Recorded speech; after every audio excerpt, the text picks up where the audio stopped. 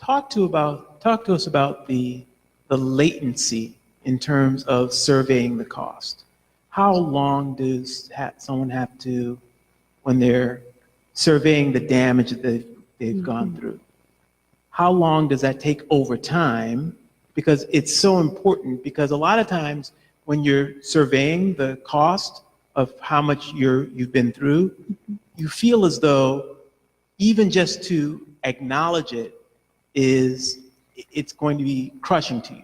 I'm a physician, and so a lot of times we say, we joke and say that denial is not just a river in Egypt, but people kind of won't address things that are going on because they feel as though it's going to crush them.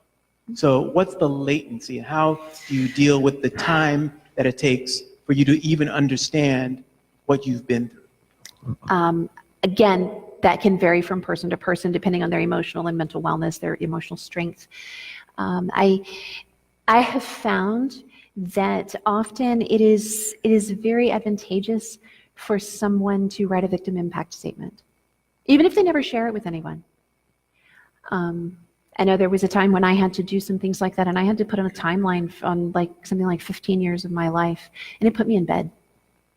As I began going back and just writing down memories, things that occurred to me, and I would just kind of go through my old calendar from past years, like what happened here, just to have something spark my memory, because so many of them were things that I just forgotten about. And I did not have the tools at the time to see them in the bigger pattern of things. And as I wrote that stuff down, I needed to go take a hot bath and take a walk, and it was like you have to go back and hook onto the fire hose and relive the trauma that you went through, even if you were ignoring the fact that it was trauma at the time. So we have to be very careful as practitioners or professionals in urging people to do that until they are ready to do so, because it can create more harm than good in a certain frame of mind. And I appreciate you for bringing that subject up.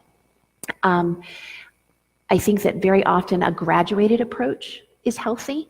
Remember what you can for right now, and just do that this week. And then let's not think about it for 3 months. And then read another book. And if that sparks things, write that stuff down. And give yourself a week where you're like, this is probably going to be a down week, but I'm going to pull out of it at the end of the week. And this week, I'm going to deal with some stuff. And it's good for that person to have a counselor or a coach or a therapist, or at least a very supportive peer group around them when they do delve back into those things, so that those people can kind of keep an eye and be supportive and remind the person that their past is not their reality.